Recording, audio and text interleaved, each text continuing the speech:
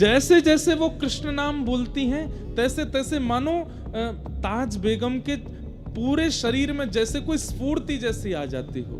ताज बेगम बोली, मुझे गुरु कैसे मिले? मैंने देखा है लीलावती, शोभावती और जोधाबाई की सत्संग में छुप करके ये भी जाती है। ताज बेगम के जीवन में एक चीज का आपको अनुभव होगा कि इनको ठाकुर जी ने बहुत वियोग नहीं दिया। मैं क्या करूं, बार बार मेरे प्राण निकलने को होते हैं, मुझे वृंदावन चाहिए, मुझे व्रज चाहिए। आपको नहीं पता है पर मैं आपको बता देता हूं, आपकी जो गृहिणी है ताज, इसमें जन्म सिद्ध भक्ति के गुण हैं।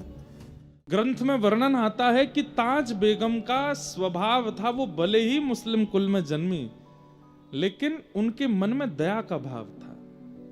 वो कभी भी अवसरों पर, इनके उत्सवों पर जो भी मांस आदि खाने का प्रकरण होता था वो नहीं खाती थी, बल्कि लड़ती थी अपने पिताजी से। पिताजी, एक जीव को मार करके हम कैसा उत्सव मना रहे हैं, हम कौन से भगवान को प्रसन्न कर रहे हैं? जो एक जीव की मृत्यु स्वीकार कर रहा है वो परमात्मा एक दिन हमारी मृत्यु भी स्वीकार कर लेगा। ऐसे परमात्मा को हम कैसे भजन कर सकते हैं? पिताजी इस बात से बहुत लड़ती थी अपने घर में, दया की भावना थी, इसलिए गोपीनाथ जी को भागे। छोटी सी ताज बेगम मंदिर में प्रवेश कर गई। यहां बाहर बैठे मधु पंडित जी को अचानक से पता चला। उस समय किसी का भी मंदिर में गैर हिंदुओं का प्रवेश वर्जित था। क्यों?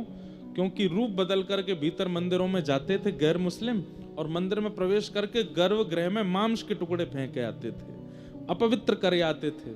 और एक बात और बताऊं, हमारे यहां अपरस का नियम ज्यादा नहीं था, सबको मंदिर में जाने का अवसर मिलता था और सबको ठाकुर जी की कम से कम दहली तक प्रणाम करने का अवसर मिलता था। लोग ही कितने जाते थे, दिन भर में 40 लोग चले जाएं, 20 लोग चले जाएं, बहुत बड़ी बात।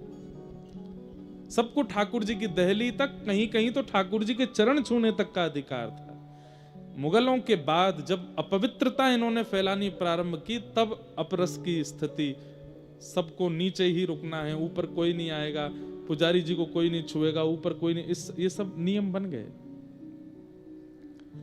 मधु पंडित जी ने जैसे ही देखा कि ये फादल खान की बेटी भीतर घुस गई, उन्होंने तुरंत रायसल राजपूत से कहा, ये गलत है, लेके आओ। बस यहां मानो जैसे वो धीरे धीरे जा रही थी, गोपीनाथ जी उसको इशारा करके अपनी ओर बुला रहे थे, ताज बेगम जा रही थी, इतने में ही रायसल आए और हाथ पकड़ के बाहर ले आए।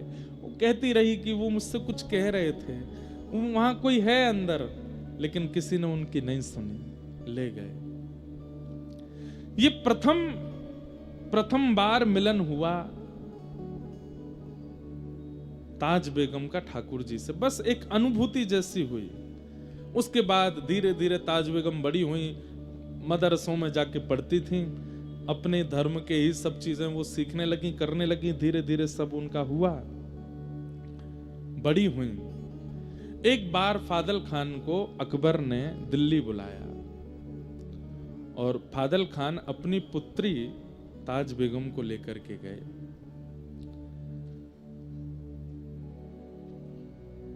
जैसे ही सभा में ताज बेगम पर अकबर की दृष्टि पड़ी, और वो जिस काम से बुलाया था वो काम वाम तो सब भूल गए। उसने फादल खान से कहा, हम तुम्हारे सब काम करवाएंगे, जो तुम कहोगे सब कर लेंगे, तुम्हारी जो जो हिसार में तुम चीजें चाहते हो, ये करवाना है वो करवाना है, और भी तुम्हारा सब हम करने को तैयार हैं, पर बदले में हमें कुछ चाहिए। बोले क्या? तुम्हारी पुत्री को हम अपनी बेगम बनाना चाहते हैं। फादल खान सुन करके बहुत चक्का रह गया। बोले कि महाराज आप मेरी पुत्री से विवाह करेंगे? बोले हाँ। उसके लिए तो मानो जैसे परमात्मा प्रकट होके बोल रहे हो कि अपनी पुत्री मुझे दे दो, अकबर कह रहा है। फादल खान बोले कि मौलवी से दिन निकलवाने की भी जरूरत नहीं महाराज, जिस दिन आप कहो तब ब्याह कर दूंगा। और बादशाह अकबर ने ताज बेगम के साथ विवाह किया। सुंदर तो वो बहुत थी और बादशाह लोग यही देखते थे, इसके अलावा उनका कोई, उनकी तो अनेक पत्नियां होती थी। ताज बेगम के साथ विवाह कर लिया, लेकिन अकबर के यहां 3 कृष्ण प्रेमी थे जिनका संग ताज बेगम को मिला। पहला जोधाबाई, जो कि अकबर की राजपूताना एक पुत्री हैं, जो कि श्री कृष्ण का भजन करती ही थी, जोधाबाई। दूसरी थी बीरबल की बेटी शोभावती, जो अकबर के महामंत्री बीरबल हैं, उनकी बेटी शोभावती ये गुसाई श्री विठलनाथ जी की शिष्या थी, जिन्होंने श्रीनाथ जी को प्रकट किया। ऐसे श्रीमद वल्लभाचार्य जी महाराज के पुत्र हुए गुसाई विठलनाथ जी, उनकी शिष्या थी बीरबल की पुत्री शोभावती। ये जोधाबाई की सेवा में रहती थी, ठाकुर जी की सेवा में। और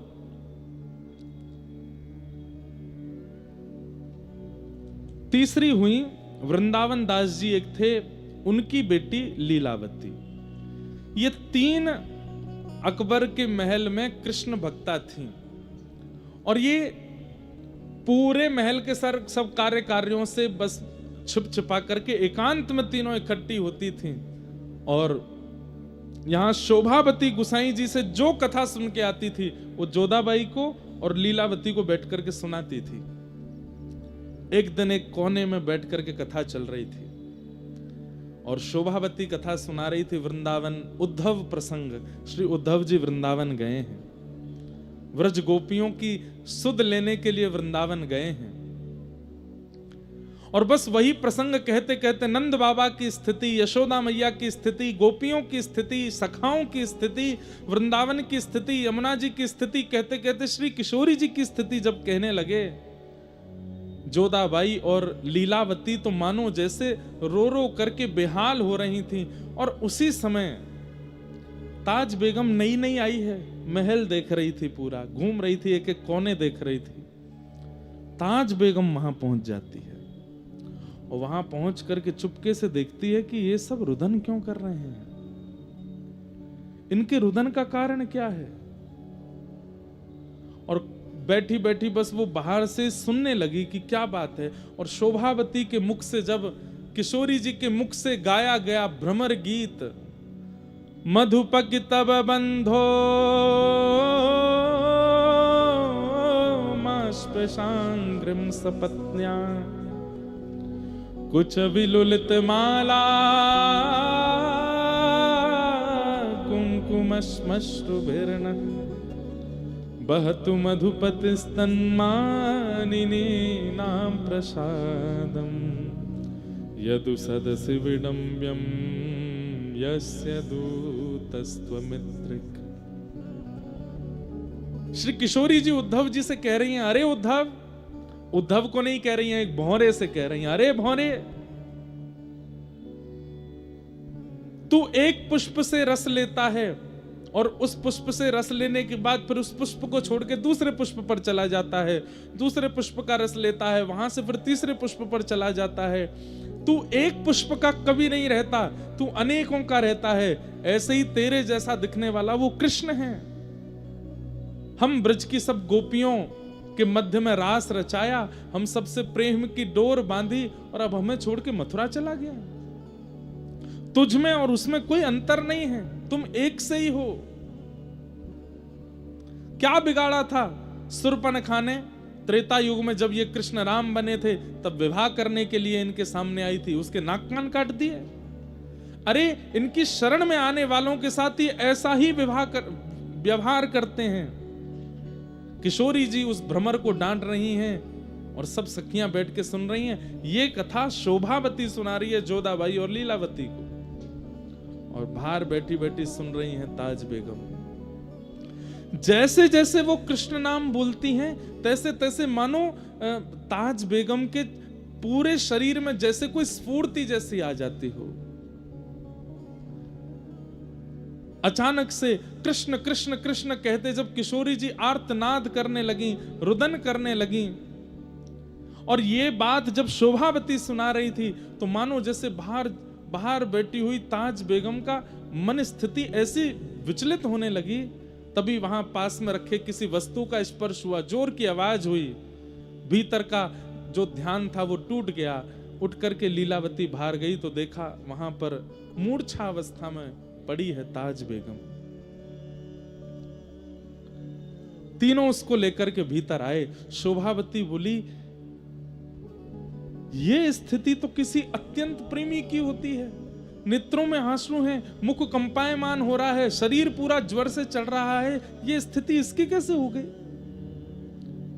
हे जोधाबाई, मुझे लगता है कि ताज बेगम कहीं ना कहीं किसी ना किसी रूप में हमारे प्रियतम से जुड़ी हुई है, तभी ऐसी स्थिति इसकी बनी है। ये प्रेम पुलकित लक्षण सामान्य रूप से किसी के अंदर प्रकट नहीं होते जो इसके अंदर प्रकट हो रहे हैं। जल का छिड़काव किया। ताज बेगम जब होश में आई, पूछा, तुम ऐसी क्यों हो गई थी? ताज बेगम कहती है, आप जो यहां बैठ करके सुना रही थी, मुझे नहीं पता वो कौन है, मुझे नहीं पता उद्धव कौन है, मुझे नहीं पता वो गोपियां कौन है, ये वृंदावन, ये मथुरा, ये सब क्या है। बस मुझे एक बात याद है कि मैं बाल्यकाल में अपने पिता के साथ वृंदावन गई थी और वहां मैंने एक झांकी देखी थी। शोभावती बोली, थोड़ा बताओगी कैसी झांकी? बोला, हाँ, वो झांकी तो मुझे आज भी अनुभव होती है। कैसी झांकी थी? बोले, सिर पर मुकुट धारण था, कमल जैसे सुंदर नेत्र थे, मधुर मुस्कान थी, ऐसे भुजा में वंशी धारण की हुई थी, पीतांबरी पहनी हुई थी और पैर कुछ टेढ़े से धारण कर रखे थे, सीधे नहीं खड़े थे वो, और मुझे अपनी ओर इशारा कर रहे थे। शोभावती, जोधाबाई और लीलावती तीनों सुनकर के रुदन करने लगी और बार बार ताज बेगम को हृदय से लगाने लगी। अरे, तुम तो चुनी हुई हो, तुम तो पहले ही स्वीकार कर ली गई हो। ताज बेगम बोली, मैं नहीं जानती इन सब के बारे में ज्यादा, पर पता नहीं क्यों आपके मुख से वो बात सुनना, आप लोगों की यह स्थिति देखना, मुझे मन कर रहा था कि आप शांत ना हो और मैं उसे सुनती रहूं। आप जब वर्णन कर रही थी, मेरे चित्त में अपने आप प्रकट हो रहा था कि कोई नदी बह रही है, सुंदर सुंदर वृक्ष वल्लरियां हैं, सुंदर पर्वत हैं, और वहां नील कांति का कोई व्यक्ति घूम रहा है, उसका मुख नहीं दिख रहा था।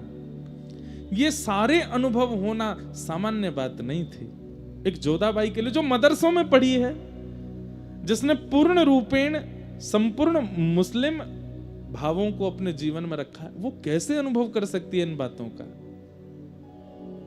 ठाकुर जी ने चुना है उसे। अब तो 3 से 4 हो गई और शोभावती, लीलावती, जोधाबाई जब जब कीर्तन भजन करती हैं, ताज बेगम बैठ करके सुनती और सुन के खूब रोती।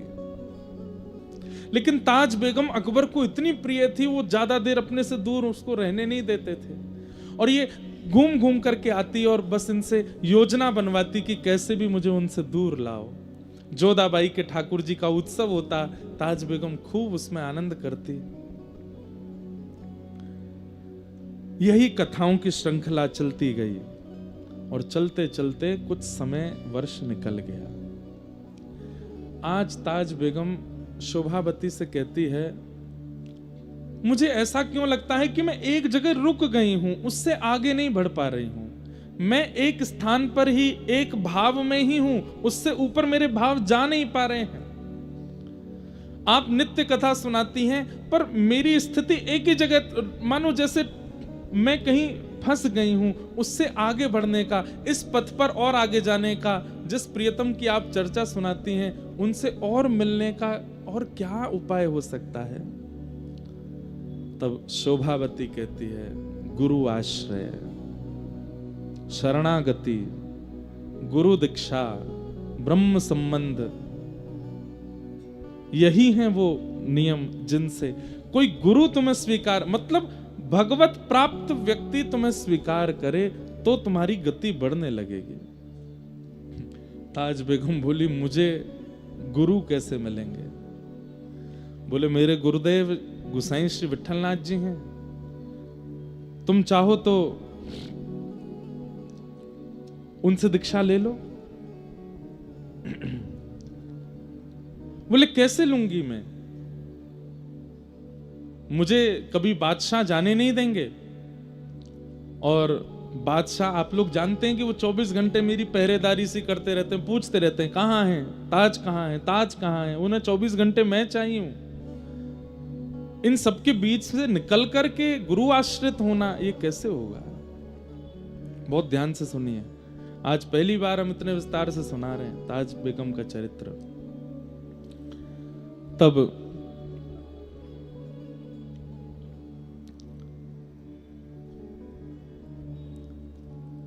लीलावती शोभावती ने कहा पत्र लिखो और पत्र में गुरुदेव से ही पूछो कि इसका समाधान कैसे हो। तब ताज बेगम ने एक पत्र लिखा और पत्र लिख करके गोसाई श्री विट्ठलनाथ जी को भेजा। उस पत्र में लिखा कि मैं ऐसे ऐसे, ताज बेगम मेरा नाम है, मैं अकबर की पत्नी हूं, मेरे लिए बहुत दुष्कर है कृष्ण भक्ति करना, पर मैं फिर भी करती हूं, मुझे क्या क्या अनुभव होते हैं वो सब लिखा। अंत में कहा गुरुदेव मैं बस आपकी दीक्षा ग्रहण करना चाहती हूं, उसके लिए मुझे मेरे पति को अपने वश में करना है, उनको वश में करने के लिए कोई टोना टोटका बताओ। गोसाई श्री विट्ठलनाथ जी ने जब पत्र देखा और पत्र में जिन जिन भावों की स्थिति उसने बताई थी उससे वो समझ गए थे। बोले इसने नहीं चुना है ठाकुर जी को, ठाकुर जी ने चुना है इसे। बंधुओं, महीने 2 महीने में अधिकतर वृंदावन के स्वप्न आना, बार बार यमुना जी का दर्शन होना, बार बार वृंदावन रज की स्मृति होना, बार बार ब्रजवासी और ब्रज के रसिक संतों का स्वप्न में आना, अनायास ही बिना किसी प्रयोजन किसी प्रयास के व्रज से कोई सामग्री घर आ जाना। और जब जब आप अपना फोन भी देखो या कुछ भी, मतलब ये कोई कोइंसिडेंस जैसा हो कि जब जब आप कुछ भी आधुनिक यंत्र भी खोलते हैं तो कोई व्रज की चर्चा या व्रज का भाव ही सुनाई देता है।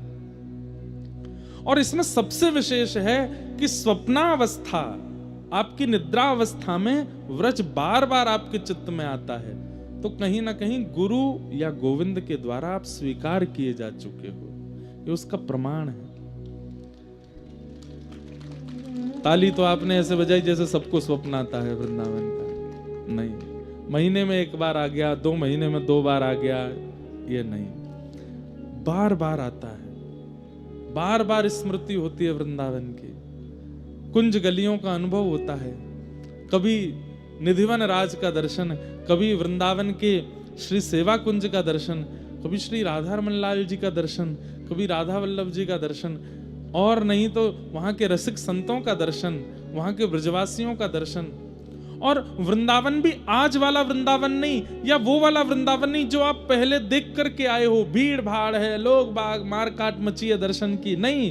एक अलग सी अनुभूति होती है, परम शांत, परम सौम्य, परम शीतल वृंदावन का अनुभव स्वप्न में बार बार होता है, या जिस धाम पर आपकी निष्ठा है वहां का अनुभव होता है।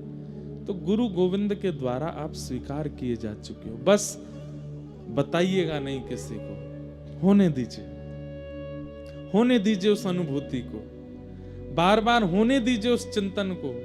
थोड़ा जागृत अवस्था में नियम बना लीजिए, व्रजरज लगाया कीजिए, थोड़ा नाम जप बढ़ा दीजिए, गुरुदेव के द्वारा प्रदत्त मंत्र बढ़ा दीजिए, ठाकुर जी की सेवा बढ़ा दीजिए, बीच बीच में वृंदावन, ये सब गोपनीय रूप से करना है, बताइए मत, होने दीजिए उस अनुभव को। एक दिन वही अनुभव एक ऐसी स्थिति पर ले जाएगा जिस स्थिति की प्राप्ति के लिए तरसते हैं वैष्णवजन। बस एक चीज का ध्यान रखना है, रस बतावे से रस घटे, बताना नहीं है। तो जब पत्र में लिख करके गोसाई जी से पूछा कि ये मेरी स्थिति है, अंत में लिखा कोई टोना टोटका बताइए जिससे मेरे पति मेरे वश में हो जाएं और ये मुझे आपके शरणागति लेने की आज्ञा दे दें। तो हंस करके एक ताम्र पत्र पर कुछ लिखा और उसको एक ताबीज में डाल करके काले कपड़े से बांध करके और गोसाई विट्ठलनाथ जी ने भिजवा दिया अकबर के पास। ताज खां के हाथ जब वो पड़ा तो बोले कि ये ताबीज भेजा है गोसाई जी ने और लिख दिया था कि इसको अपने पति के गले में बांध दो।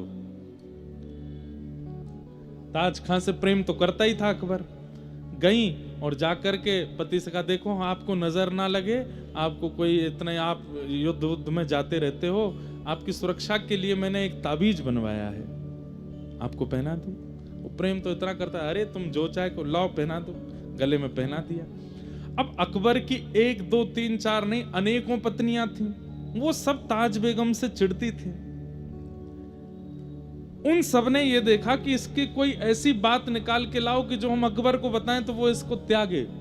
तब किसी ने बताया, बोले कि जोधाबाई तो हिंदू है, उसको तो अकबर ने आज्ञा दी है कि तुम अपना भजन कीर्तन करो, पर मैंने देखा है लीलावती, शोभावती और जोधाबाई की सत्संग में छुप करके ये भी जाती है।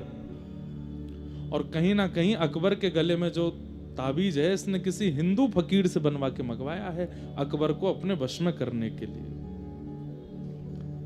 ये बात जाकर के अकबर को बता दी। अकबर ने ताज बेगम को हाजिर किया, बोले ये ताबीज किसी हिंदू फकीर ने बनाया, क्या ये बात सत्य है? ताज बेगम बोली, जी ये सत्य है। और क्या तुम जोधाबाई के सत्संग में और वो लीलावती शोभावती की कथा होती है, तुम उसमें जाती हो? हाँ मैं जाती हूं। बोले दंड तो तुमको दूंगा, लेकिन पहले मैं ताबीज खोल के इसके अंदर क्या लिखा है, क्या डाला है वो देखूंगा। और ताबीज खोल करके उसने अंदर से पत्र जब निकाला तो अंदर क्या लिखा था उसमें? कामन तामन टोटका। गोसाई जी विठलनाथ जी ने लिखा है, कामन तामन टोटका यह सब डारो धोए, पिया कहे सो कीजिए, आप ही ते बस होए। क्या लिखा था कि ये कामन तामन टोटका टोना आदि इन सबको छोड़ो, तुम्हारा पति जो कहे वो करो, उसी में तुम्हारी भलाई है। ये लिखा था उसने। ये पढ़ करके अकबर तो बड़ा खुश हुआ, बोले फकीर तो बहुत अच्छे हैं, इन्होंने तो स्पष्ट लिख दिया है कि ये टोना टोटका वगैरह इन पे भरोसा मत करो, पिया कहे सो कीजिए, आप ही बस हो। मेरा मन हो रहा है, अरे ये ताबीज तो बहुत अच्छा है, ये ताबीज तो है, तुम सब इसकी शिकायत, तुम सबको भी ऐसे ताबीज बनवाना चाहिए, पिया कहे सो कीजिए। गुरु कृपा कैसे होती है? मेरा मन हो रहा है इनसे मिलने का कि कौन है ये फकीर, कौन है? ताज बेगम का तो हाथ पैर कांपने लगा, कैसी गुरु कृपा, ताबीज में ऐसा क्या लिख के दिया है कि वो राजा के मन में, अकबर के मन में आ गया कि मुझे मिलना है इनसे। बोले गोवर्धन में विराजते हैं गोसाई श्री विठलनाथ जी, चलो इनको मिलके आते हैं, इतना अच्छा बेगमों को ज्ञान देने वाले फकीर को तो मिलना चाहिए। निकल पड़े ताज बेगम के साथ गोवर्धन। तलहटी में पहुंचे। अब अकबर बादशाह तो पूरे भारत का है, तो उसके आगे तो आना पड़ता था। गोसाई जी वैसे किसी बादशाह को देख के, हमारे ब्रज के संत ज्यादा उसको देते नहीं थे, लेकिन अकबर में थोड़ा, आप अकबर को देखें, इस पर संतों की बड़ी कृपा। स्वामी श्री हरदास जी का चित्र जो आज पूरे विश्व को मिला, ये अकबर ने बनवाया था। स्वामी श्री हरदास जी का चित्र जो वीणा हाथ में लेके हम सब दर्शन करते हैं, वो अकबर ने बनवाया था। और कहते हैं जहां पर अकबर बैठ के नमाज पढ़ता था, वहां पर मीराबाई का और गोस्वामी तुलसीदास जी का और स्वामी श्री हरदास जी का, इनके चित्र लगे रहते थे। इनका नित्य दर्शन करता था वो। गोसाई श्री विठलनाथ जी के पास गए, वहां जाके उनका दर्शन किया, सब बातचीत हुई। लेकिन गोसाई जी तो अंदर की बात जानते हैं कि ताज बेगम तो चरणाश्रित होने आई है। तब कहा कि आपकी बड़ी कृपा है, आपने मेरी पत्नी को, ये ज्ञान तो सबको मिलना चाहिए, आपने बहुत अच्छा लिखा, मेरा मन हो गया आपसे मिलने का। तब उन्होंने कहा, आपको नहीं पता है पर मैं आपको बता देता हूं, आपकी जो गृहिणी है ताज, इसमें जन्म सिद्ध भक्ति के गुण हैं हमारे ठाकुर के प्रति। अकबर ताज की ओर देखे, ताज बेगम कुछ ना कहे। क्या ये सत्य है? बोले जी, लेकिन इस पर आप कुछ कर नहीं सकते। देखिए वो आपका कुछ बुरा नहीं चाहती हैं, और ये तो स्वतंत्रता है, वो किसी को भी भजे। वो मुसलमान है, लेकिन आप तो जानते हैं ये कायम खां परिवार से हैं, इनके पूर्वज तो हिंदू ही थे। इनके मन में थोड़ा कृष्ण भक्ति है, तो ये चरणाश्रित होना चाहती हैं, मुझे करने दीजिए। अकबर बोला, मैं रात्रि भर सोचूंगा। लेकिन अकबर के ऊपर भी कैसी कृपा, रात भर सोच के उसने सुबह आज्ञा दे दी। बोले ठीक है, तुम इनसे गुरु दीक्षा ले लो। और आज वो नाच रहे हैं, नृत्य कर रही हैं गोवर्धन की तलेटी में। ताज बेगम के जीवन में एक चीज का आपको अनुभव होगा कि इनको ठाकुर जी ने बहुत वियोग नहीं दिया। वियोग दिया है, अंतिम समय में आएगा वो चरित्र भी, पर प्रारंभिक समय में इनको बड़ी अनुकूलताएं मिली। बहुत जल्दी जल्दी भक्ति का मार्ग प्रशस्त होता चला गया। और गोसाई श्री विट्ठलनाथ जी से इन्होंने चरण शरणागति प्राप्त की। प्राप्त करने के बाद गोसाई जी ने इनको मंत्र आदि दे दिए और कहा, आप सेवा विवा तो तुम्हारे यहाँ होगी नहीं, बस तुम ये मंत्र जप लिया करना, जाओ। और ताज बेगम वापस दिल्ली आ गई। यहाँ पर जोधाबाई ने और आदि आदि वो जो दो सखियां और थीं, शोभावती और लीलावती, उन्होंने उत्सव मनाया ताज बेगम के इस मंगलमय दिवस का। आज गुरु दीक्षा हुई है।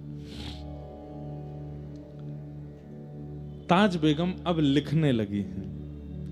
गुरु कृपा होते ही लिखना प्रारंभ हो गया। और ताज बेगम सबसे पहला क्या लिखती है? छैल जो छवीला सब रंग में रंगीला बड़ा, छैल जो छवीला सब रंग में रंगीला बड़ा, चित्त का अड़ीला कहू देव तो सुन्यारा है। माल गले सोहे नाक मोती सेत जो है कान, कुंडल मन मोहे लाल मुकुट सिर धारा है।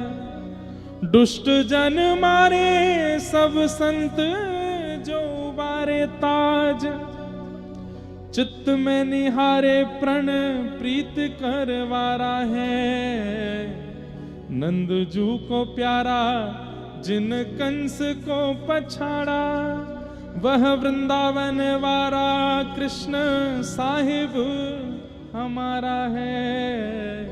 वह वृंदावन वारा कृष्ण साहिब हमारा है।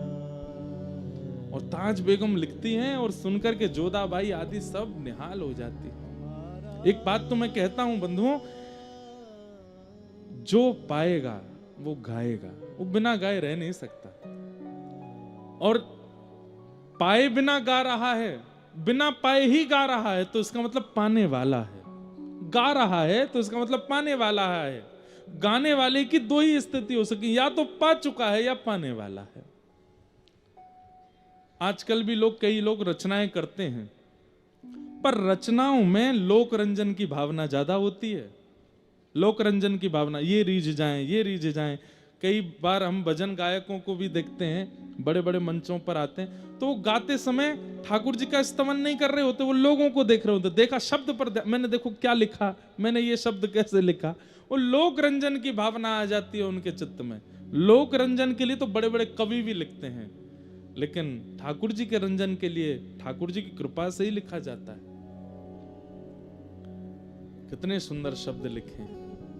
गोसाई श्री विट्ठलनाथ जी का कभी कभी दर्शन करने के लिए जाती थी। एक दिन गोसाई विट्ठलनाथ जी ने परीक्षा ले ली। बोली कि सुनो, तुम भजन करती हो? बोले हाँ। बताओ श्रीनाथ जी को देख करके तुमको क्या अनुभव होता है, ठाकुर जी का दर्शन करके तुमको क्या अनुभूति होती है? वहीं बैठ करके आंसू कवि बन गई हैं ताज बेगम, वहीं बैठ करके लिख दिया है। क्या गा रही हैं? ध्रुव से प्रहलाद, गजग्राह से अहिल्या देखी, शोर और गीधियों विभीषण जिन तारे हैं। पापी अजामिल सुर हरि रैदास कहूं, नानक मलूक ताज तुलसी के प्यारे हैं। धनी नाम देव दादू सदना कसाई जान, गणिका कबीर मीरा सेन उर धारे हैं। जगत को जीवन जहान बीच नाम सुनो, राधा के वल्लभ कृष्ण वल्लभ हमारे हैं। राधा के वल्लभ कृष्ण वल्लभ हमारे। हे नाथ, हे गुरुदेव, मुझे इनके प्रति वल्लभ की स्थिति होती है। राधा के वल्लभ ये हैं और हमारे वल्लभ कृष्ण हैं। मुझे इनमें ऐसा लगता है कि ये मेरे प्रियतम हैं। अच्छा, एक बात और स्पष्ट कर दूं, गोसाई विठलनाथ जी मंदिर में नहीं ले जाते ताज बेगम को, बाहर मिलते हैं मंदिर से। और ताज बेगम भी साजवाज के साथ आती है, भाई रानी है, लेकिन वह भी इतनी मर्यादा जानती है, कभी नहीं कहती कि मुझे अंदर ले चलो, बाहर ही बैठ के मिलते हैं गोसाई जी उससे। एक खिड़की है, वहां से दर्शन करती है। आज गुरुदेव से कहती है, अब मैं रह नहीं पा रही हूं दिल्ली में, मैं क्या करूं, बार बार मेरे प्राण निकलने को होते हैं, मुझे वृंदावन चाहिए, मुझे व्रज चाहिए, मैं यहां से दूर नहीं रह पाऊंगी। गोसाई जी ने कुछ नियम बताए, बोले इनका पालन किया करो। अब यहां अकबर को भी अनुभूति हो रही है कि धीरे धीरे धीरे धीरे ताज बेगम जो है ये हमारे वश में नहीं है। इसकी स्थिति अब ऐसी होती जा रही है कि वो दिखने लगी है। 4-5 मौलवियों ने आकर के अकबर से कह दिया, अकबर, हमने महल में सुना है कि एक हिंदुवानी आपकी मुगलानी जो है वो हिंदुवानियों का प्रचार करती है, वहां हमने सुना है विठलनाथ जी से दीक्षा लेके आई है, ऐसा ऐसा कुछ। तो अकबर कहते नहीं नहीं ऐसा कुछ नहीं। बोले अगर ऐसा है तो ये आपकी राजगद्दी के लिए बहुत घातक है। अगर ये बात पूरे भारत के मुसलमानों को पता चलेगी तो आपके प्रति श्रद्धा खत्म हो जाएगी। अकबर को लगने लगा कि जोधाबाई तक तो ठीक है, लेकिन ताज बेगम की खबर अगर बाहर फैल गई कि वो कृष्ण भजन करती है, कथा सुनती है, तो मेरे प्रति अश्रद्धा हो जाएगी। तो एक दिन ताज बेगम से बोलते हैं, देखो तुम बार बार वृंदावन मत जाया करो। ताज बेगम बोली, देखिए मैं वृंदावन के बिना रह नहीं सकती, अब मैं वृंदावन के बिना रह नहीं सकती, अब मुझे जाना है और मैं आपसे प्रार्थना कर रही हूं, मुझे रोकिए मत, नहीं तो मेरा देह रह जाएगा, प्राण निकल जाएंगे। मैं बस आपसे एक ही चीज मांगी, हर महीने मुझे वृंदावन जाने दिया कीजिए, मैं वृंदावन के बिना अब रह नहीं सकती।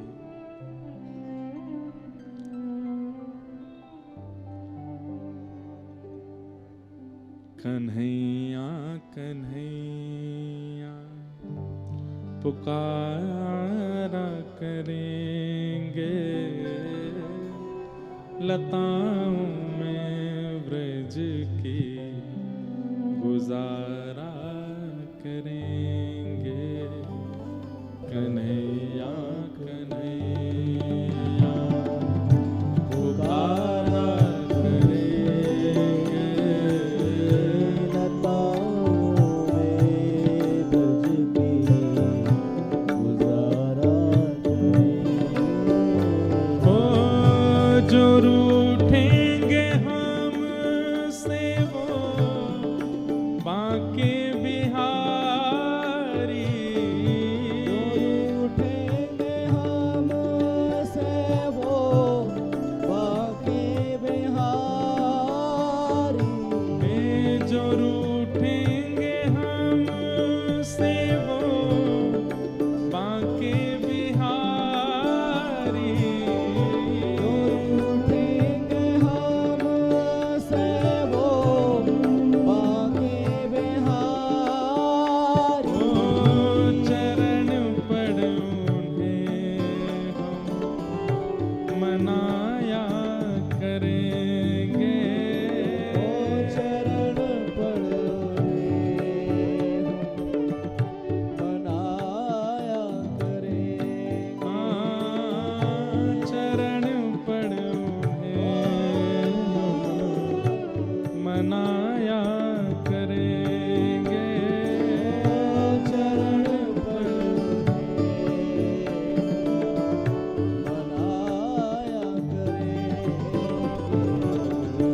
कन्हैया कन्हैया पुकारा करेंगे, लताओं में व्रज की गुजारा करेंगे। कन्हैया कन्हैया पुकारा करेंगे,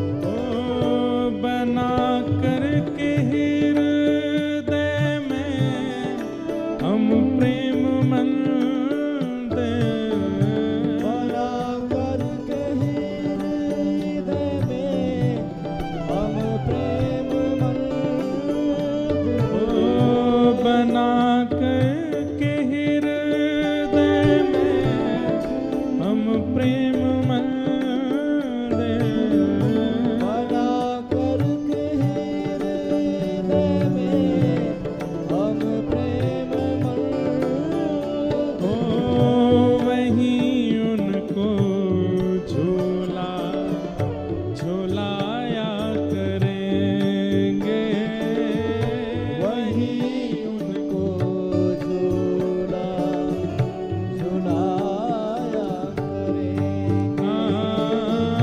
वहीं उनको झूला झूलाया करेंगे, वहीं उनको झूला झुलाया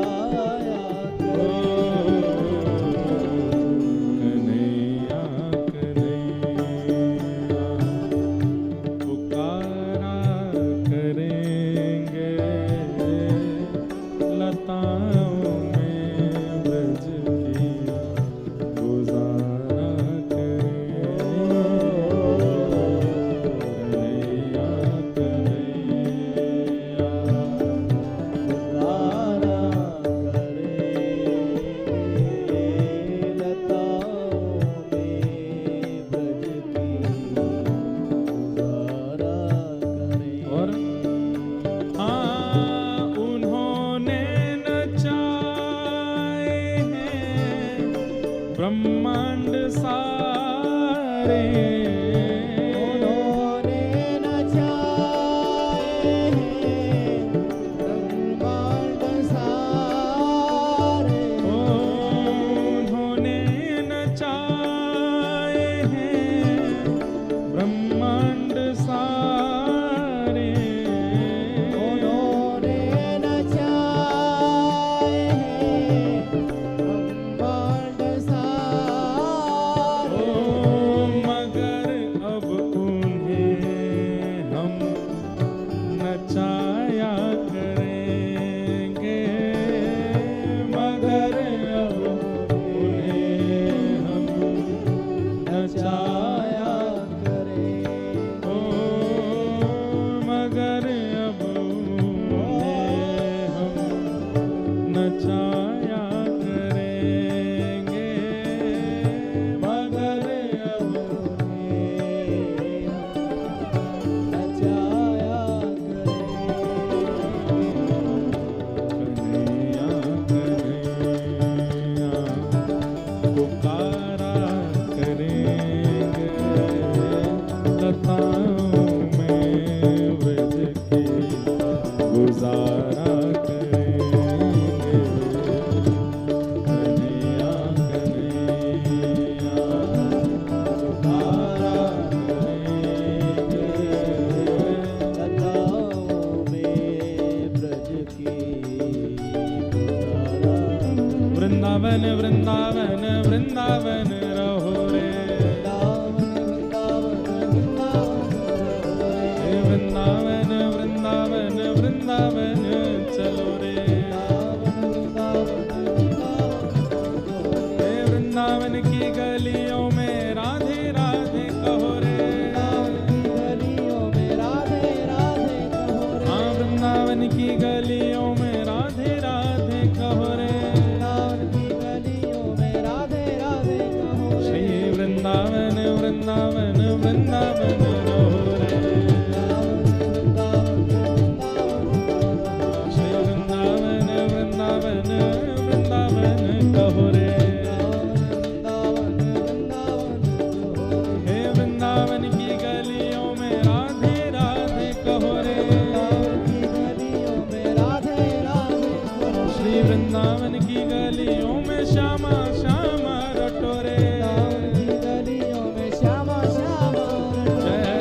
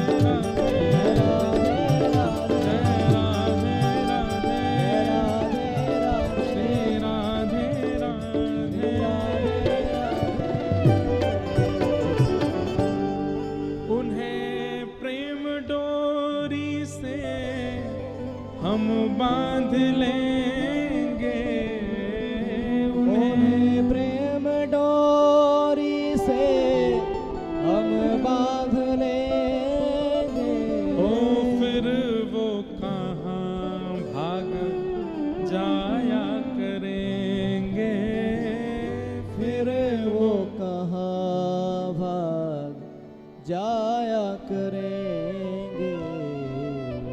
कन्हैया कन्हैया पुकारा करेंगे, लताओं में ब्रज की गुजारा करेंगे।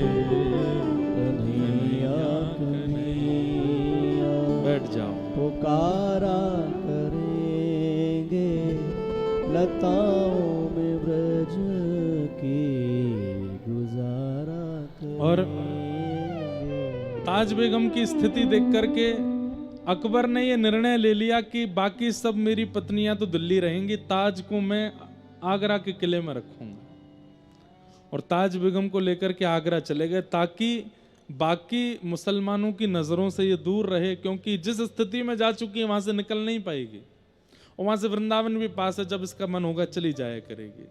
कुछ दिन अकबर पास रहे, फिर अकबर बोले अब देवी मुझे काम है, मैं जा रहा हूं वापस दिल्ली, तुम यहीं रहो, ये पूरा महल तुम्हारा, जब मन किया करे वृंदावन चली जाया करो। ऐसे अनुकूल पति मिलना भी बहुत मुश्किल है, और वो भी अकबर जैसा पति ऐसा मिल गया। ये भी विठल नाथ जी ने कुछ जादू किया होगा जरूरी अकबर पे, जो वो ऐसा हो गया। और ताज बेगम अब वृंदावन जाती हैं, लेकिन मंदिरों में प्रवेश नहीं है, बाहर से ही प्रणाम कर लेती हैं। कभी इस मंदिर का, अब पहले बड़ा दलबल चलता था, धीरे धीरे उस दलबल को कम कर दिया, कुछ कम कर दिए, सैनिक कम कर दी, कुछ पालकियां कम कर दी, हाथी घोड़े कम कर दिए। पूरे वृंदावन में रसिकों को बड़ा कष्ट होता था ताज के आने से। धीरे धीरे ताज बेगम गुप्त चुप्त बस मुंह बदल बदल करके जाती है और ठाकुर जी का अनुभव करती है। वृंदावन में बस घूमती हैं, दर्शन करने का अधिकार तो है नहीं उनके पास। उस समय गोविंद देव जी प्रकट हुए थे, श्रीनाथ जी प्रकट हो चुके थे, मदन मोहन जी प्रकट हो गए थे, गोपीनाथ जी प्रकट हो गए थे, राधा रमण जी प्रकट हो गए थे। राधा वल्लभ जी और बिहारी जी के प्रकट की समय की बात है, संभवतः सप्तनिधि प्रकट हो ही गए होंगे। गोविंद देव जी ये नित्य जाती थी। गोविंद देव जी का मंदिर कहाँ है वृंदावन में? रंगजी मंदिर के सामने लाल पत्थर का मंदिर है, खूब विशाल मंदिर था। वहां की गोविंद देव जी की बड़ी मधुर मधुर कथाएं। हमारे वृंदावन के सप्तनिधियों के प्रथम ठाकुर हैं गोविंद देव जी। तो गोविंद देव जी जाती, गोपीनाथ जी जाती, जिनको इन्होंने बचपन में देखा था, तो वही बाहर से दर्शन करती। तो बाहर से दर्शन करने में क्या होता कि दर्शनार्थी इतने खड़े होते, तो कभी तो ठाकुर जी की पीताम्बरी ही दिखती, कभी ठाकुर जी की वंशी ही दिखती, कभी ठाकुर जी की भुजा ही दिखती, कभी बस मुकुट ही दिखता। मुखमंडल सालों तक इतनी भीड़ के कारण मुखमंडल दिखता ही नहीं था। खूब देर खड़ी रहती, हल्की सी झलक आती और फिर कोई आ जाता सामने, पर ये बाहर से ही दर्शन करती थी, अंदर नहीं जाती थी, नियम नहीं तोड़ती थी। लेकिन सालों साल दर्शन करते करते करते एक दिन इनको गुस्सा आया और ठाकुर जी से बोले, मैं भीतर नहीं आ सकती क्योंकि मैं मुगलानी हूं, पर आप तो बाहर आ सकते हो, आप क्यों नहीं आते? क्या मेरे भजन में, क्या मेरे साधन में, क्या मेरे भाव में कोई कमी है जो आप बाहर नहीं आते? अरे आपको जगत का नाथ कहा जाता है, तो फिर अकेले हिंदुओं पर कृपा क्यों कर रहे हो? क्या हम मुसलमान जगत में नहीं आते? और आपको मेरे मुस्लिम भेष से इतनी तकलीफ है, तो चलो आज बन के आती हूँ हिंदुआनी। और आज गई हैं, हाथों में मेहंदी लगाई, पैरों में महावर लगाए, बुर्का आदि जैसा कुछ पहनती थी, आज घेरदार पहना है स्वरूप, सिर पर चुनरी डाली, अपने केश के बीच में सिंदूर लगाया है, हाथों में चूड़ियां पहनी हैं। और जैसा एक हिंदू प्रवेश हमारे माताएं बहनों का जैसा स्वरूप होता है, वैसा स्वरूप बना करके, पैरों में पाजे वादी पहन करके, और बिल्कुल मानो ऐसा लग रहा था कोई राजपूतानी आ रही है। आज श्रृंगार करके आई और गोविंद देव जी के सामने खड़े होकर के ताज बेगम ने एक पद गाया, सुनो दिल जानी मेरे दिल की कहानी, सुनो दिल जानी मेरे दिल की कहानी, तेरे हाथ हूँ बिकानी, तेरे हाथ हूँ बिकानी, बदनाम भी सहूंगी, सुनो दिल जानी मेरे दिल की कहानी। शब्दों में थोड़े उर्दू शब्द हो सकते हैं क्योंकि मुसलमान ही हैं।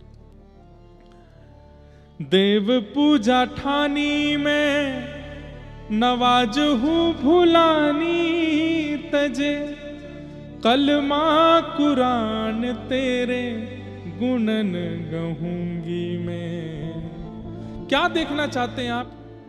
गोपियां आई थी, मैंने सुना था लीलावती जब कथा सुनाती थी दिल्ली में, वो कहती थी कि जब गोपियां सब छोड़ करके आपकी शरण में आई, आप उनसे भी पूछ रहे थे कि क्यों चली आई हो। तब गोपियों ने कहा था, मयिवम विभोर हति भवान गदितुम नृशंसम संत्यज्य सर्व विषयाम स्तव पाद मूलम। हम सब छोड़ के आपकी शरण में आई हैं क्योंकि आप ही कहते हैं प्रेम गली अति सांकरी तामे दो ना समाये। जिस हृदय में आप बसते हैं उस हृदय में कुछ और नहीं होना चाहिए, इसलिए सब छोड़ करके गोपियां गई थी आपके पास। मैं भी सब छोड़ के आई हूं, सब छोड़ दिया मैंने। देव पूजा ठानी, आप, मैंने सुना कि शंकर जी पर जल चढ़ाने से आप प्राप्त होते हो, तो मैं शिव जी का आराधन करने जाती हूँ। मैंने सुना यमुना स्नान से आप मिलते हो, तो मैं यमुना स्नान करती हूँ। मैंने सुना गले में कंठी माला पहनने से आप मिलते हो, मैं गहने नहीं पहनती, पूरे गले में कंठी माला पहन के रहती हूँ। कैसे भी मिलो तो सही। देव पूजा ठानी मैं नवाज हूँ भुलानी, तजे कलमा कुरान तेरे गुणन गहूंगी मैं, सुनो दिल जानी मेरे दिल की कहानी। तेरे हाथ हूँ बिकानी, तेरे हाथ हूँ बिकानी, बदनाम भी सहूंगी, सुनो दिल जानी। अगर आपको लगता है कि मैं आगरा में रहती हूं इसलिए आप मुझे नहीं मिल रहे, तो चलो ब्रजवास कर लूंगी। वृंदावन के बाहर सीमा पर एक निवास बना लिया, वहां रहने लगी। उसके बाद फिर 1 वर्ष प्रतीक्षा करी कि मैं भीतर नहीं आ सकती, लेकिन आप तो आ सकते हो बाहर। नहीं आए ठाकुर जी। फिर एक दिन श्रृंगार करके आई, फिर रोने लगी सामने आके। और क्या कह रहे हैं? सांवला सलोना सिर ताज सिर कूले दिए, तेरे नेह दाग में निदाग हो रहूंगी मैं, सुनो दिल जानी मेरे दिल की कहानी। तेरे हाथ हूँ बिकानी, तेरे हाथ हूँ बिकानी, बदनाम भी सहूंगी, सुनो दिल जानी। नंद के कुमार हे कुमार, हे कुमार,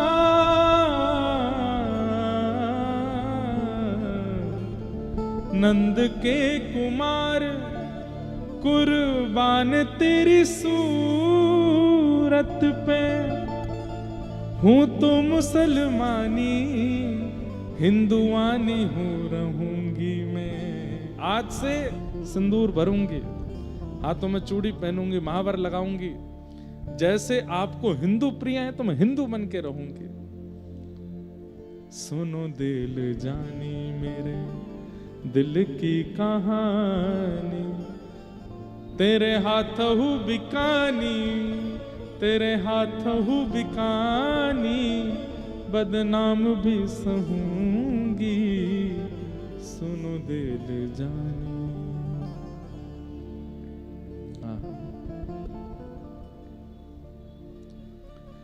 कहत सहजादी ठाकुर कभी सौंपेज कर, वृंदावन छोड़ अब कितहु न जाऊंगी, सुनो दिल जानी मेरे दिल की कहानी।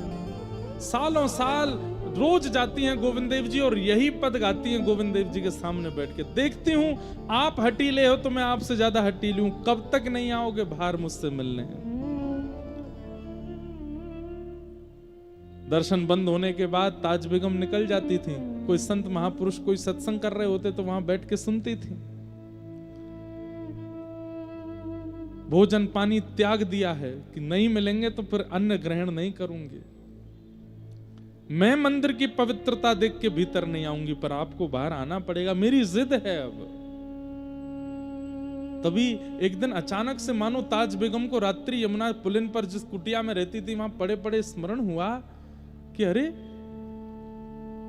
लीलावती ने कथा में सुनाया था कि सब ब्रज गोपिकाएं अपने घर छोड़ करके जब इनसे मिलने के लिए गई तो ये मिले और उनके साथ रास किया और फिर अंतर्ध्यान हो गए। और अंतर्ध्यान होने के बाद जैसी अभी मेरी स्थिति है, मैं पेड़ों से बात करने लगती हूँ, मैं यमुना जी से बात करने लगती हूँ, मैं जल थल किसी का विचार ना करके सबको चैतन्य मान के चर्चा करती हूँ, सबसे पूछती हूँ कहाँ मिलेंगे श्याम सुंदर। यही स्थिति तो गोपियों की हुई थी।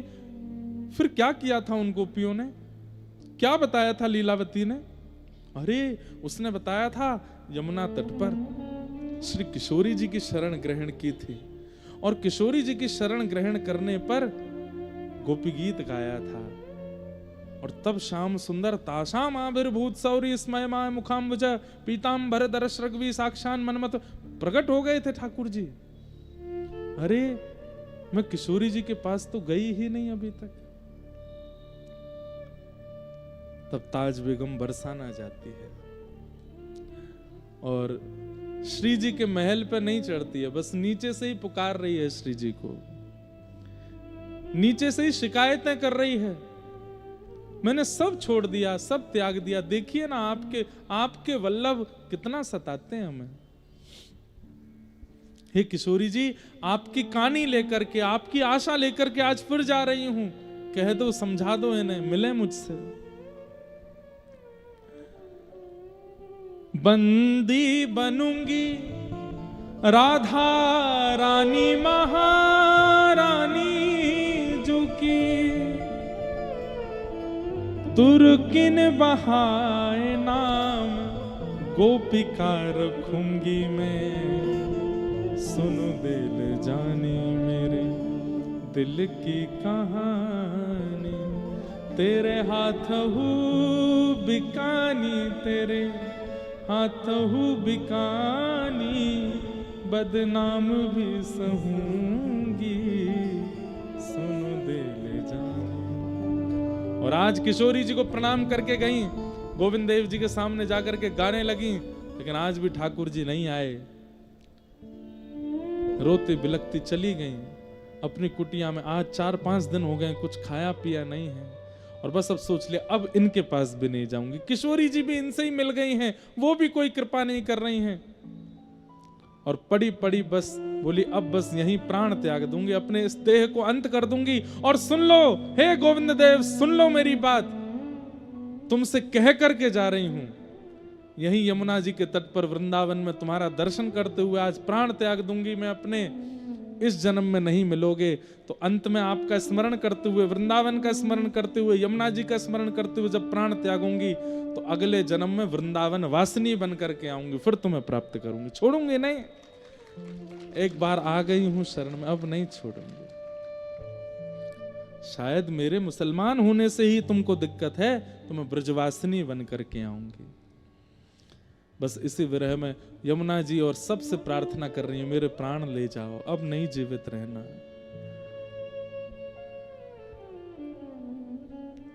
तभी गोविंद देव जी अपने भोग प्रसाद का थाल एक अपनी पीतांबरी में बांध करके अपने कंधा पे धार, ये बड़ा थाल है, धर के निकल पड़े मंदिर से। अर्धरात्रि का समय है, चंदन की सौंधी सुगंधी आ रही है। ताज बेगम के नेत्र खुल नहीं रहे हैं, भूखी प्यासी है कितने दिनों से। अरे बड़े बड़े उसमें रही है, राजशाही तरीकों से रही है, भूखा रहने का अधिकार उसको अभ्यास नहीं है। प्यास के कारण जीव सूख गई है, कंठ सूख गया है, प्राण निकलने की स्थिति में है। और उसी समय देखती है कि किसी ने दरवाजे पर दस्तक दी है। चंदन की सुगंधी से पूरी कुटिया महक उठी है। और तभी द्वार खुलता है। आहा, वरहा पीडम नटवर वपुः कर्णयो कर्णकारं बिभ्रतवासः कनक कपिसं वैजयन्तीं च मालां वंशी विभूषित करा नवनीर दाभात पीतांबरा अरुण बिंब फलाधरोष्ठात कमल नयन श्याम सुंदर की ऐसी मधुर झांकी। अपने कंधे पर थाल लिए, दूसरा हाथ अपने कमर पर रखे और थाड़े हैं। अरे ताज, तो को भूख ना लगे? देख करके तो ताज बेगम बस अपने होश खो बैठी है। श्याम सुंदर, गोविंद देव, मेरे मदन मोहन, मेरे साहिब आप हैं क्या? हाँ, मैं ही आया हूं। मूर्छित हो गई, वहीं मूर्छित हो गई। ठाकुर जी अपना थाल रखे, ताज बेगम के सिर पर अपना हाथ फेरने लगे, उसके अश्रु पोंछे और बस ये क्षणिक सी कृपा करके ठाकुर जी वहां से अंतर ध्यान हो गए। कोई कहता है ठाकुर जी घर आएंगे तो हम ऐसा करेंगे, ठाकुर जी घर आएंगे तो हम अंगना सजाएंगे, दीप जलाएंगे। अरे ठाकुर जी घर आएंगे, बेहोश हो जाओगे आप, उनकी रूप झांकी सह नहीं कर पाओगे। और एक बात बोलूं, ठाकुर जी घर आए और आप कुछ कर पाए तो समझो ठाकुर जी ने कोई और आया है। ठाकुर जी घर आए तो कुछ नहीं होगा, कुछ कर ही नहीं पाओगे, बैठे रह जाओगे, स्तब्ध मूर्तिमंत हो जाओगे, आपकी इंद्रियां शिथिल हो जाएंगी। ठाकुर जी चले गए, अपनी पीतांबरी और पीतांबरी में बंधे थाल को छोड़ गए। थोड़ी देर बाद जब होश आया, रोने लगे। निकल करके बाहर पूरे वृंदावन की परिक्रमा रोते हुए लगाया, कहां चले गए श्याम सुंदर, कहां चले गए आप? नहीं मिले। देखा सुबह का सूर्योदय हो रहा है, कुटिया पर आ गई है, पूरे वृंदावन को देख लिया, लेकिन ठाकुर जी नहीं मिले। तब अपनी कुटिया के बाहर उस रज को बार बार अपने अंग से लगाती, यहीं तो खड़े थे, ऐसे ही तो ठाड़े थे, और उस थाल को अपने कंधे पर उठाती है, ठाकुर जी की तरह ठाड़ी हो जाती है, ऐसे ही तो ठाड़े थे। वह आकृति बनाने लगती है, पीतांबरी को हृदय से लगा लेती है, बार बार उसको कभी मुख से लगाती है, हृदय से लगाती है, हृदय से लगाती है। थाल में रखे प्रसाद को खूब प्रेम से पाती है, यमुना जल पान करती है, और वहीं से किशोरी जी को प्रणाम करती है।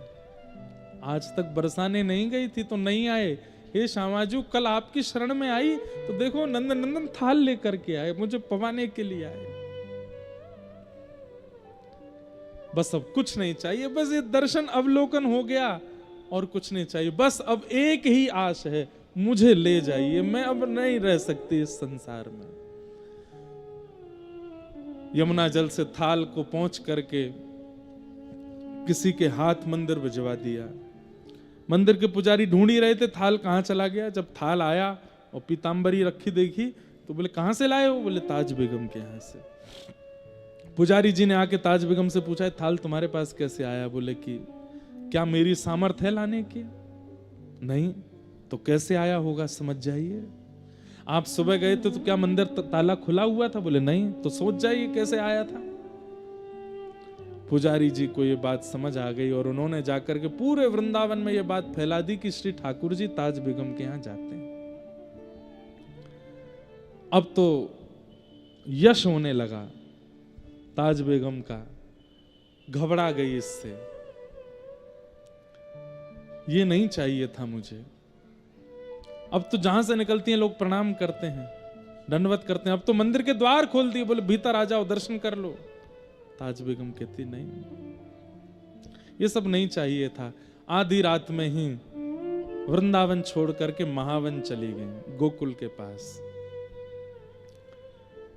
भ्रातः तिष्ठ टले टले विटपिनाम ग्रामेषु भिक्षामटः स्वच्छंदम पिबयामुनम जलमलम चीराणि कंथाम कुरु सम्मानम कलयाति घोर गरलम। भक्ति में सबसे बड़ा विष क्या है?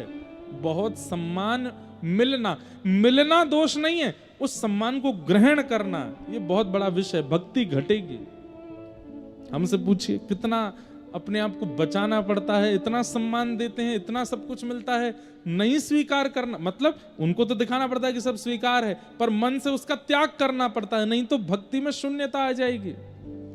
आधी रात निकल पड़ी और महावन चली गई ताज बेगम, और वहां जाकर के बस कृष्ण गोविंद का नाम गुणगान करती। अब एक बहुत सुंदर पद है, मुझे याद नहीं है, लेकिन उसकी अंतिम पंक्ति याद है। अब ताज बेगम बहुत सुंदर सुंदर पद रचना करने लगी है, अब हिंदी भाषा में करने लगी है, हिंदी से भी ब्रज भाषा में करने लगी, अब उर्दू शब्दों का प्रयोग नहीं करती है। तब होली का समय आया और वहीं महावन में एकांत में अपनी कुटिया में बैठी बैठी ताज बेगम मानसी चिंतन करती है ठाकुर जी का, और तब धमार का पद उन्होंने गाया, जो आज भी श्रीनाथ जी में धमार जब होली के पद आते हैं तो वो पद गाया जाता है। बहुरी ढप बाज रहे, इस प्रकार से वो पद है ताज बेगम का। तो उस पद की रचना कर रही थी ताज बेगम, और उस पद में सब वर्णन कर रही थी, कैसे रंग उड़ रहे हैं, कैसे वीर उड़ रहे हैं, कैसे सब गोपियां रंग खेल रही हैं, नंद बाबा की स्थिति, यशोदा मैया की स्थिति, ग्वाल बालों की स्थिति और सब गायों की स्थिति, व्रज का पूरा वर्णन करते हुए इतते आई कुंवर राधिका उतते कुंवर कन्हाई, और जैसे कुंवर कन्हाई का वर्णन किया, ठाकुर जी की झांकी देखी, अचानक से वो बस देखती जा रही हैं, लिखती जा रही हैं। अचानक से ठाकुर जी फेंट में गुलाल भर के लाए थे, और अचानक से रंग रंगित ठाकुर जी फेंट के गुलाल को अपने कंधा पे धारण करके, और वही मुद्रा जो पहली बार ताज बेगम ने देखी थी, हाथ में थाल है और एक हाथ कमर पर है, मंद मुस्का के पूछ रहे हैं तो भूख ना लगी, बस वही झांकी पुनः ठाकुर जी ने प्रकट कर दी मानसी में। और यहाँ पद लिख रही हैं, वो पद लिखते लिखते अचानक रुक गई, अब इस रूप का कैसे वर्णन करूं। ठाकुर जी मंद मंद देख रहे हैं, तभी ताज बेगम को दिखाई देता है कि उस होली में ताज भी खड़ी है, और ताज का हाथ जाकर के ठाकुर जी ने पकड़ा, ला करके होली के भीतर जैसे ही प्रविष्ट कराया है, ताज बेगम के प्राण वहीं छूट गए। आधा ही पद लिख पाई हैं, पूरा नहीं हो पाया था, वहीं बस कलम रखी रह गई ताज बेगम की। आज भी वो पद गाया जाता है, उस पद की रचना पूरी नहीं हुई थी, थोड़ी सी रह गई थी। तो बोले फिर क्या हुआ, उस दिन पूरे व्रजमंडल ने एक आकाशवाणी सुनी, ताज बेगम के प्राण निकलते ही अंतिम पंक्ति जो थी वो ठाकुर जी ने लिखी, निर्तत आवत ताज के प्रभु गावत गीत धमार। और ये आकाशवाणी में सबने सुना, जो ताज बेगम की स्थिति को जानते थे, ताज बेगम की कुटिया के आसपास ही रहते थे, उन्होंने जब ये आकाशवाणी सुनी, इतने मधुर स्वर में कोई बोले हैं, निर्तत आवत ताज के प्रभु गावत गीत धमार। जैसे ही भीतर प्रवेश करके देखा किसी सज्जन ने, तो देखा ताज बेगम मूर्छा अवस्था में पड़ी हैं, नब्ज देखी, श्वास देखी तो प्राण जा चुके हैं, हाथ में कलम थी और एक पद रचना हो रही थी, पद की ओर देखा तो उसमें पूरा पद था और अंतिम पंक्ति लिख रही थी निर्तत आवत, बस इसके आगे नहीं लिख पाई थी। तब उन्होंने नेत्रों में आंसू भराए, ठाकुर जी ने आकाशवाणी करके पद को पूरा किया, निर्तत आवत ताज के प्रभु गावत गीत धमार। और श्री ताज बेगम को ठाकुर जी अपनी नित्य लीला में प्रवेश कराकर, आज भी ताज बेगम की समाधि है महावन में, बड़े बड़े सिद्ध लोग जाते हैं और वहां जाके श्री ताज बेगम जी को प्रणाम करते हैं। ऐसी ताज बेगम जिन्होंने ठाकुर जी को प्रियतम मान करके, उनके प्रति पति भाव रख के,